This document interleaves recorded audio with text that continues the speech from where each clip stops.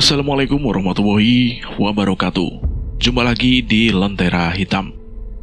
Tentunya masih bersama saya, Bobby, yang akan selalu menceritakan kisah misteri pendakian gunung. Bagaimana kabarnya teman-teman semua? Pastinya dalam keadaan sehat selalu, sukses selalu, dan selalu dilancarkan segala urusannya. Pada kesempatan kali ini, saya akan melanjutkan cerita yang sebelumnya. Cerita yang berjudul Terpikat Arwah Perempuan di Gunung Slamet. Cerita ini ditulis oleh Alin Ambarwati. Terima kasih buat Alin yang sudah memberikan cerita ini kepada kami. Oke, bagaimana kelanjutan kisahnya? Kita langsung saja ke ceritanya.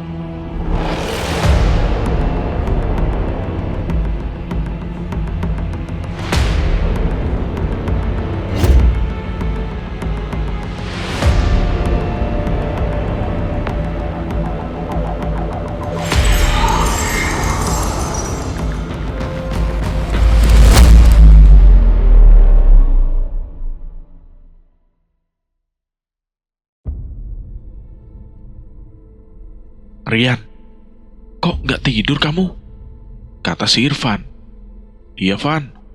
Tadi ada yang aneh di luar tenda," kata Rian. Irfan pun masih setengah sadar. Ia kemudian menanyakan apa hal aneh yang dilihat oleh si Rian tadi yang ada di luar tenda. Ia khawatir ada binatang buas yang sedang mengintai mereka. Sebab konon katanya di jalur pendakian Gunung Slamet ini masih sering terlihat binatang buas yang mungkin sewaktu-waktu bisa membahayakan para pendaki. Tepat di pukul 12 malam, hujan pun agak reda. Angin kencang pun kini sudah berganti dengan angin yang cukup lembut. Namun, akibat hujan yang tak kunjung reda, suasana pendakian berubah menjadi sangat dingin. Hal tersebut pun membuat salah satu di antara mereka jatuh sakit, yaitu Dede. Badannya sangat dingin, hingga dia merasa tidak memiliki tenaga untuk bisa melanjutkan perjalanan ini. Ia juga mengeluhkan punggungnya yang terasa berat dan pusing yang tidak kunjung reda. "Sepertinya aku sakit nih," kata si Dede. "Kamu persiapan bawa obat gak?" tanya si Irfan. "Aku gak sempat bawa apapun, sebab aku merasa sehat sebelum pendakian," kata Dede lagi. "Ada yang bawa minyak angin gak?" tanya si Irfan kepada semua anak di situ. Kebetulan saat itu Rian membawa minyak angin. Ia pun kemudian langsung memberikan minyak angin yang dibawanya itu kepada si Irfan untuk dioleskan ke Dede. Namun tidak ada pengaruh apapun dari minyak angin tersebut. Si Dede masih mengeluhkan sakit di sekujur tubuhnya. "Gini, Dek, apa kamu sempat berkata tidak baik saat pendakian ini?" tanya si Irfan. "Setauku aku tidak pernah mengatakan hal buruk selama pendakian ini."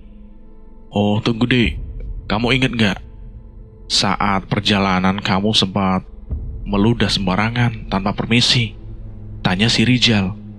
"Ingat, tapi itu kan cuma meludah. Semua orang pasti sempat meludah lah, ya enggak?" kata si Dede.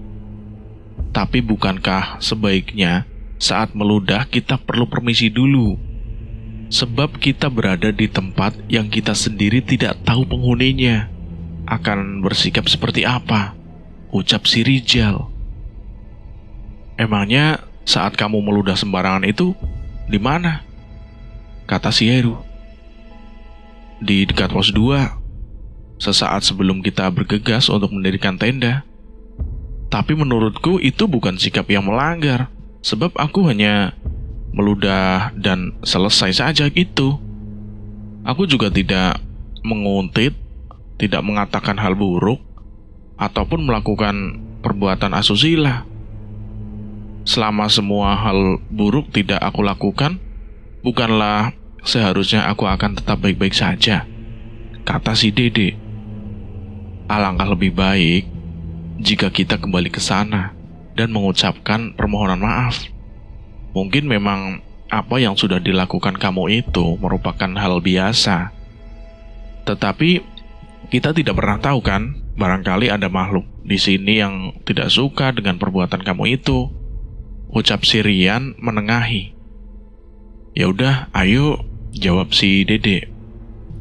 Dengan berat hati, mereka berlima pun kemudian bergegas kembali ke tempat di mana si Dede itu meludah sembarangan tanpa permisi itu.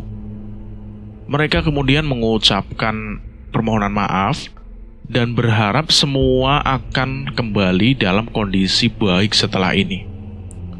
Setelah selesai, mereka pun kembali ke tenda masing-masing. Irfan dan Rizal pun memutuskan untuk memasak air guna membuat teh hangat untuk si Dede dan kopi untuk teman yang lain untuk sekedar mengurangi hawa dingin yang terus mereka rasakan. Di samping itu, kondisi Dede pun perlahan mulai membaik setelah ia melakukan permohonan maaf tersebut. Terasa janggal memang, namun hal itu benar-benar terjadi. Memang kita tidak bisa bersikap sembarangan, dan belum tentu apa yang dianggap biasa oleh kita menjadi hal biasa pula untuk penghuni gunung. Maka dari itu, mawas diri sangatlah perlu untuk kita semua. Logistik yang mereka bawa pun semakin menipis. Hanya tinggal beberapa botol air mineral dan snack yang tersedia. Mereka pun merasa kebingungan di situ. Apakah mereka akan mengakhiri pendakian atau melanjutkan perjalanan dengan logistik yang tidak banyak?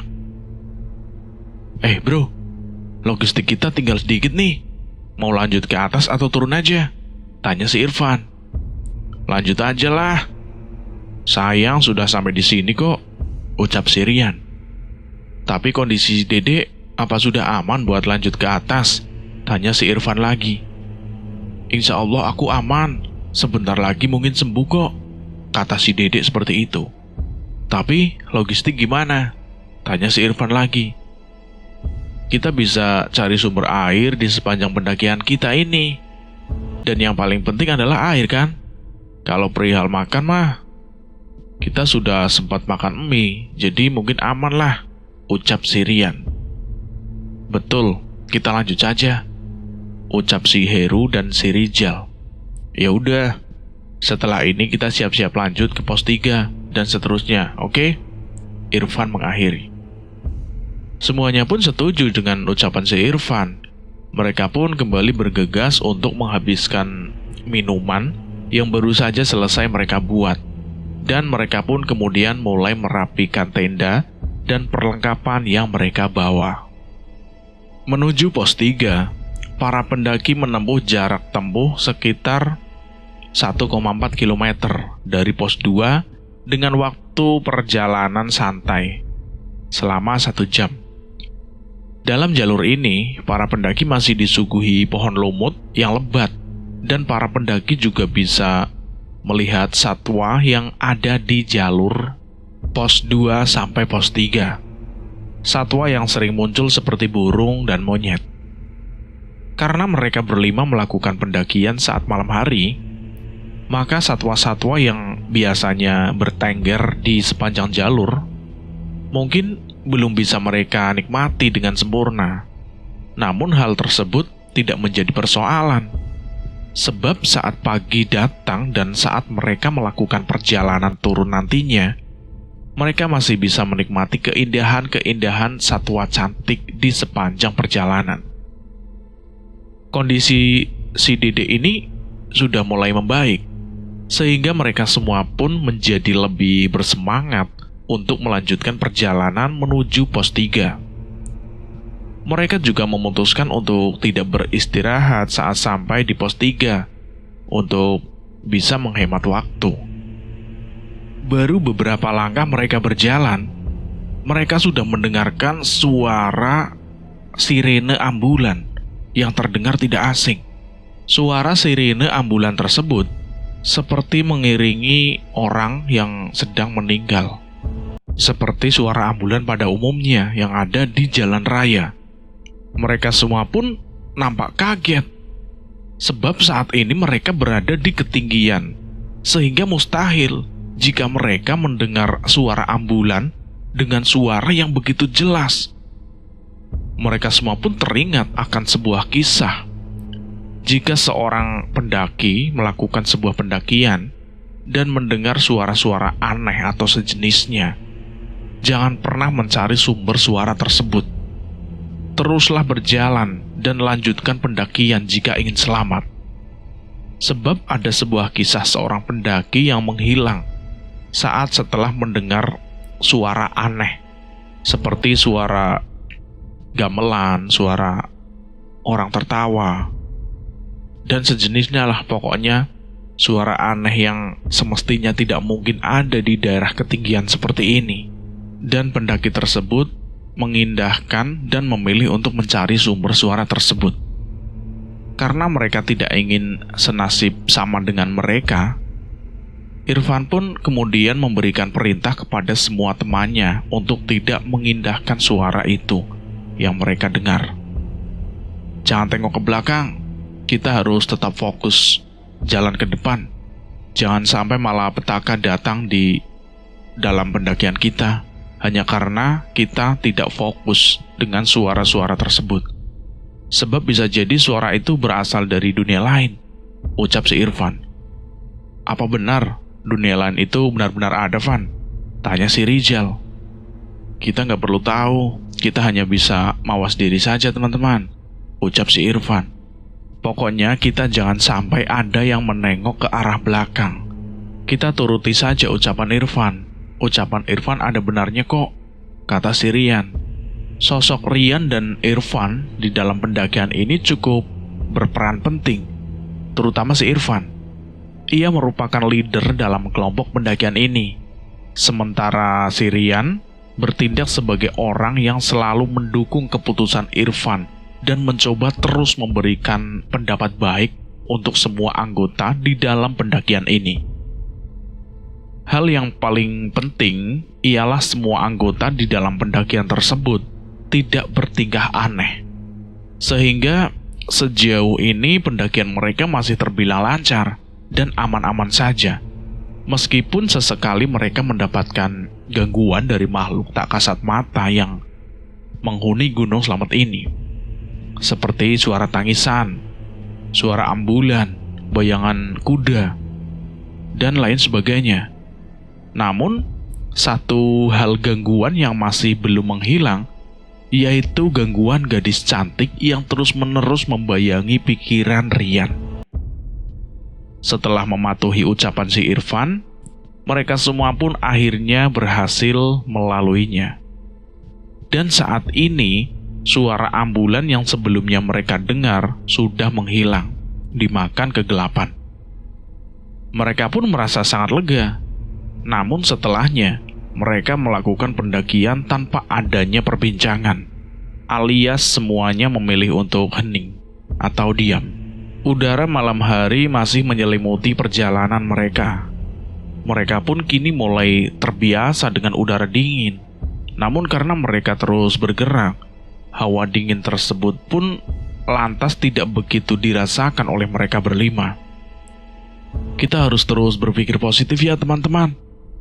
Kita pasti bisa sampai di puncak, ucap si Irfan.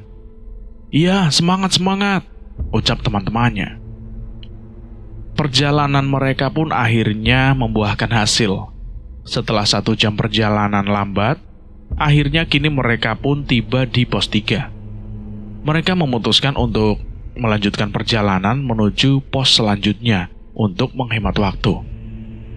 Mereka menginginkan untuk sampai di puncak sebelum jam 5 subuh. Namun jika keinginan tersebut tidak berhasil mereka dapatkan, setidaknya mereka masih sempat untuk melihat matahari terbit dari arah timur. Sebab hal tersebutlah yang paling dinantikan oleh seorang pendaki untuk membayar rasa lelah ketika pendakian. Mereka pun kemudian melanjutkan perjalanan menuju pos 4. Perjalanan dari pos 3 menuju pos 4 para pendaki hanya menempuh jarak kurang lebih 1 kilometer dengan estimasi waktu 30 menit lebih. Sampai di pos 4, para pendaki bisa beristirahat atau membuat tenda. Di pos 4 ini sudah ada fasilitas dari air bersih di beberapa titik, toilet, serta musola. Pos 4 akan menjadi penolong untuk mereka yang saat ini sudah mulai kehabisan logistik, air mineral yang semakin menipis, dan snack yang hanya tersisa 2 bungkus saja. Semangat mereka untuk segera sampai ke pos 4 pun semakin membara seiring dengan kenikmatan yang dapat mereka dapatkan setelah sampai di sana. Wajah mereka pun terlihat lebih sumringah dari sebelumnya. Tiba-tiba saja saat melakukan pendakian, Rian mendapatkan bisikan tepat di telinganya. "Pulang, cu. Sekarang pulang," ucap bisikan tersebut. Bisikan tersebut merupakan bisikan kedua yang memintanya untuk segera pulang dan tidak melanjutkan pendakian. Suara itu sangat mirip dengan suara nenek Rian yang telah tiada 5 tahun yang lalu. Hubungan antara keduanya memang sangat dekat. Namun si Rian ini tidak menyangka akan mendengar suara neneknya lagi di jalur pendakian ini. Di situ Rian hanya terdiam dan merenungi maksud kalimat tersebut. Bahkan bisikan pulang terus-menerus didengar oleh si Rian. Namun bisikan tersebut tidak didengar oleh teman-teman Rian yang lainnya. Karena hal tersebut, tubuh Rian pun menjadi panas dingin. Rian terus berpikir apakah akan ada hal buruk terjadi. Padahal sejauh ini, ia melakukan pendakian dengan begitu santai. Adapun kejanggalan-kejanggalan yang datang hanyalah kejanggalan sederhana yang tidak membuatnya berubah pikiran untuk memilih turun dan tidak melanjutkan perjalanan. Untuk mengurai pemikiran buruk, Rian pun memilih untuk berbincang dengan teman-teman yang lain dan memilih untuk melontarkan candaan kepada mereka semua. Hal tersebut berhasil membuat si Rian ini untuk lebih bisa berpikir positif dan tidak terus-menerus memikirkan bisikan yang tak masuk akal yang selalu bersarang di telinganya tersebut.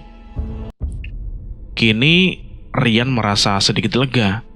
Suasana pendakian yang sebelumnya hening pun kini berubah menjadi lebih ramai.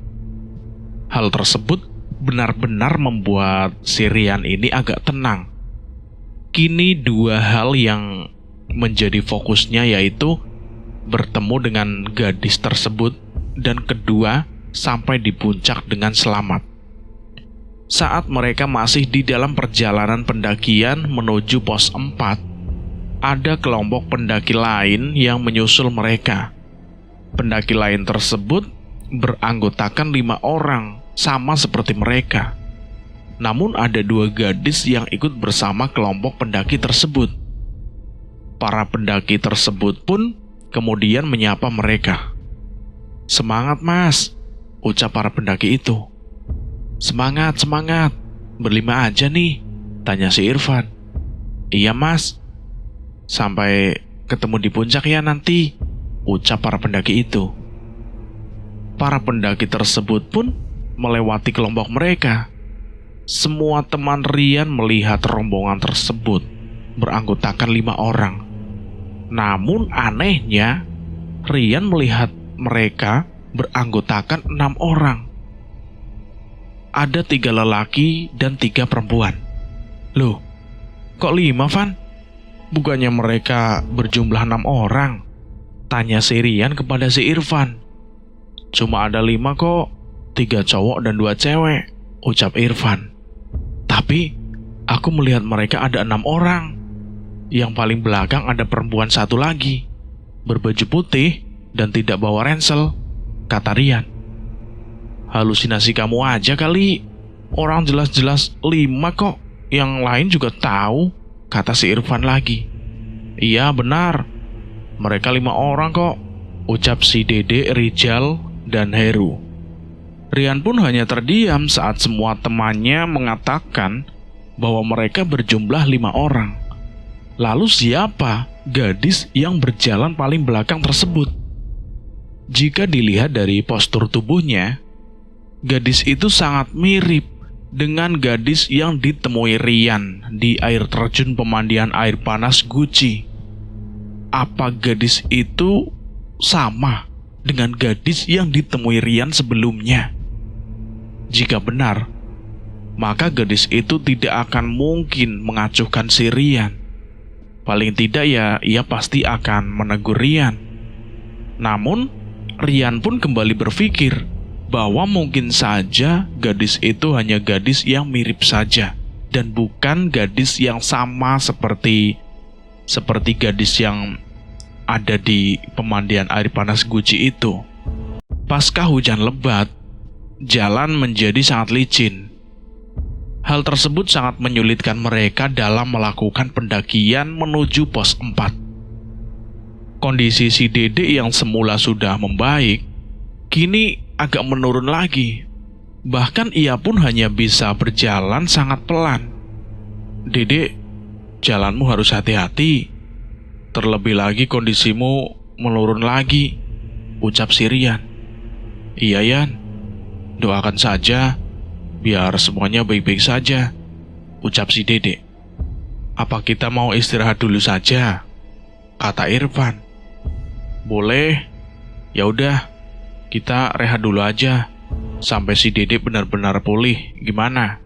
tanya si Irfan. Semuanya pun di situ setuju. Mereka pun kemudian beristirahat di sebuah dahan pohon tumbang yang tak jauh dari jalur pendakian. Si Dede pun kemudian merebahkan tubuhnya tepat di atas matras.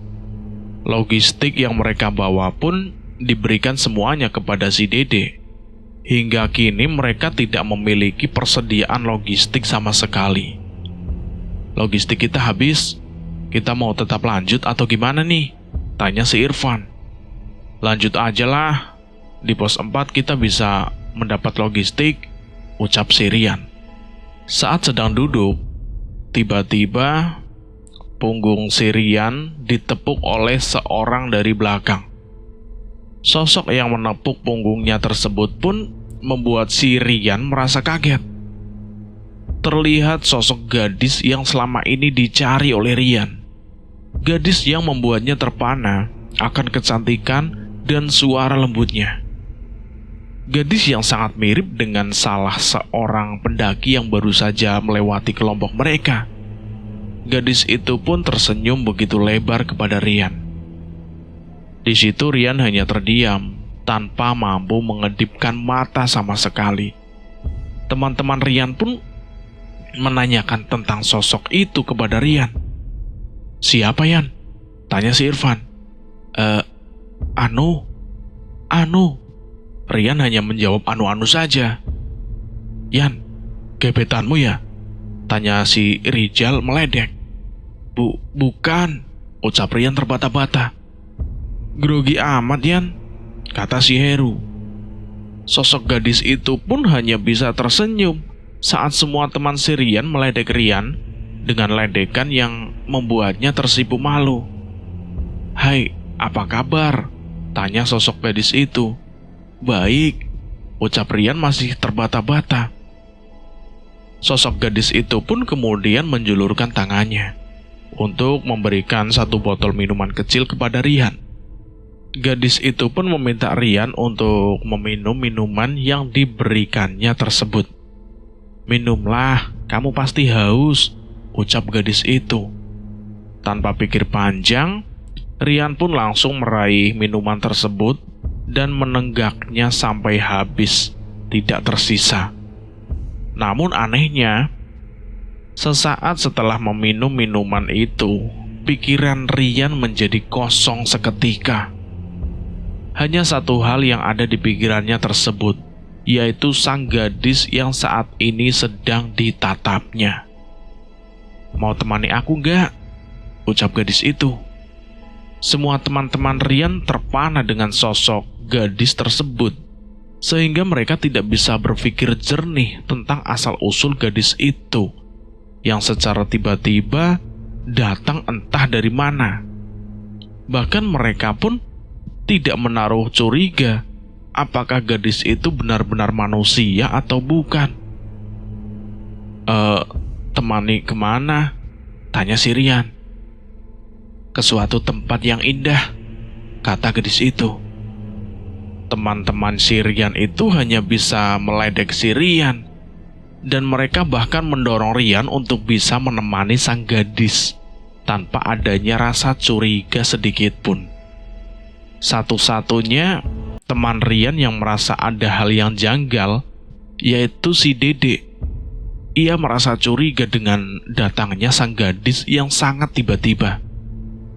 "Jangan, Yan," tiba-tiba si Dede berucap seperti itu. "Kenapa jangan, Dek?" tanya si Rian. "Bahaya." Entah apa alasan dibalik ucapan si Dede yang secara spontan mengatakan bahwa jika Rian ikut dengan sang gadis itu akan membahayakan diri Rian sendiri. Namun teman-teman yang lain mencoba untuk mendukung Rian tetap pergi bersama sang gadis itu. Terlebih lagi, semua teman Rian sangat tahu jika Rian adalah lelaki pecinta wanita. Semua teman-teman Rian pun memandang ke arah Dede seolah tidak percaya dengan apa yang diucapkan oleh Dede. Mereka kemudian meminta Rian untuk tidak percaya dengan apa yang diucapkan oleh Dede. "Udah, Yan, ikut saja dengan si gadis cantik itu. Jangan pedulikan ucapan Dede," kata si Rijal. "Bener tuh, kapan lagi kan di gunung gini bisa jalan bareng wanita cantik seperti dia?" kata si Heru. "Jangan, Yan, tolong jangan," ucap si Dede. Si Dede terus berusaha untuk menahan Rian agar ia tidak ikut bersama sang gadis itu. Hingga sang gadis pun kemudian menatap tajam ke arah Dede. Dede kemudian mencoba untuk memalingkan pandangannya dari tatapan sang gadis itu. Rian seolah-olah sudah memiliki jawaban sendiri berkaitan dengan ajakan sang gadis itu. Karena sedari awal Rian sudah terpikat dengan gadis tersebut, dan Rian pun tanpa berpikir panjang mengiyakan ajakan sang gadis itu untuk pergi bersama. Rian pun kemudian membuat perjanjian kepada semua temannya untuk bertemu di Puncak Slamet.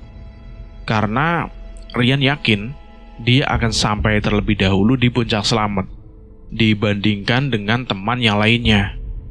Terlebih lagi saat ini kondisi si Dede itu sedang tidak baik-baik saja.